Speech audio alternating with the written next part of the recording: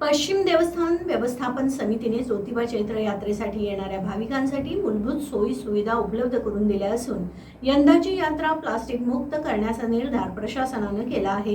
भाविकांनी जास्तीत जास्त कापडी पिशवी वापर करण्याचे आवाहन पश्चिम देवस्थान व्यवस्थापन समितीचे सचिव शिवराज नाईकवाडे यांनी केले आहे।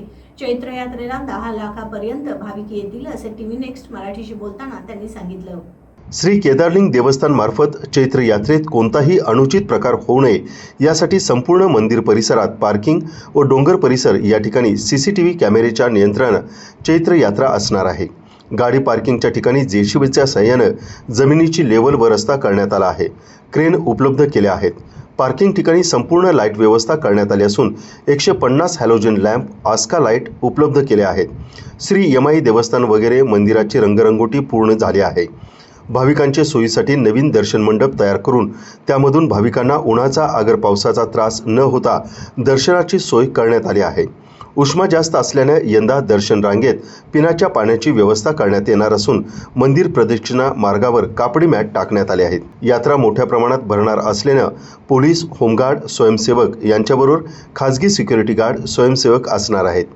यात्रा भाविकांच्या ठिकठिकाणी दिशादर्शक बोर्ड, भाविकांना पिण्याच्या पाण्याची सोय, मोफत 40 बस सेवा, यात्रे दिवशी स्क्रीनद्वारे लाईव्ह दर्शन, वीज खंडित झाल्यास मोठ्या जनरेटरची सोय करण्यात आली आहे। कोल्हापूर महापालिका, अग्निशमन दल, त्याच पद्धतीने 14 फायर सिस्टीम, भाविकांना तात्पुरतं शौचालय व 25,000 लिटर पाण्याची व्यवस्था करण्यात आली आहे। या नियोजनासाठी पश्चिम देवस्थान समितीचे अध्यक्ष तथा जिल्हाधिकारी अमोल येडगे, जिल्हा पोलीस अधीक्षक महेंद्र पंडित, प्रांताधिकारी समीर शंकटे, पन्हाळा तहसीलदार माधवी शिंदे, उपविभागीय पोलीस अधिकारी अप्पासो पवार, कोडोलीचे सहाय्यक पोलीस निरीक्षक कैलास कोडक, स्थानिक ग्रामपंचायत पुजारी, ग्रामस्थ यांचे सहकार्य मिळाल्याचे सचिव शिवराज नाईकवाडे यांनी सांगितले। प्रमाणे चैत्र पौर्णिमेच्या ज्योतिबा यात्रेची तयारी ही पूर्णत्वास येत आहे। सर्वसाधारणपणे आपले ह्या आठवड्यात 8 ते 10 लाख भाविकांच्या डोंगरावर येऊन दर्शन घेण्याची शक्यता आहे। त्या दृष्टीनं आपण प्रयत्न सुरू केले आहेत। आजच आपल्याला दिसतंय की आज खेट्यापेक्षा जास्त यात्रेकरूंची गर्दी झालेली आहे दर्शनासाठी आणि इथून पुढे ही आठवडाभर यात्रा चालणार आहे। प्रशासनाच्या माध्यमातून सर्व प्रकारच्या तयारी आपण पूर्ण केलेली आहे। यामध्ये पोलीस बंदोबस्तापासून अन्नछत्राच्या नियोजनापर्यंत आणि दर्शन व्यवस्थेपासून ते स्वच्छतागृहांच्या तयारीपर्यंत आपण सगळी व्यवस्था केलेली आहे। तसंच संपूर्ण यात्रा ही CCTVच्या नियंत्रण कक्षेत असणार आहे।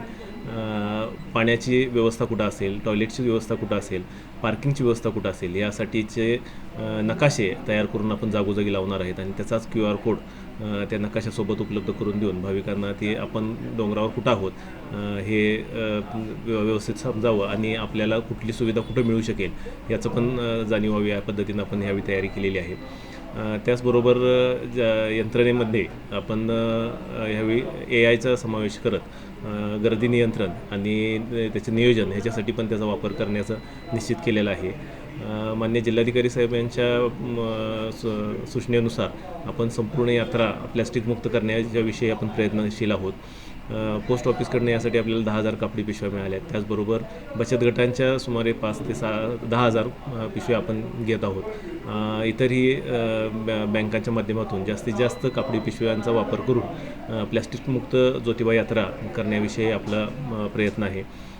यात्रेतील नियोजनामध्ये शासनकाठीच्या नियोजनात आपण वारंवार विनंती करून शासनकाठीची उंची ही मर्यादित राहावी असे यासाठी प्रयत्नशील आहोत। त्याचबरोबर वेळेत यात्रा पूर्ण व्हावी यासाठी काटेकोर नियोजन सुरू आहे। भाविकांच्या दर्शनासाठी दर्शन मंडप सज्ज आहे आणि शक्य तेवढं दर्शनाची व्यवस्था मंडपाच्या माध्यमातून होईल यासाठी आपण आता पूर्ण तयारी केलेली आहे। पार्किंगची पण व्यवस्था जागोजागी जवळजवळ 32 ठिकाणी आपण केलेली आहे।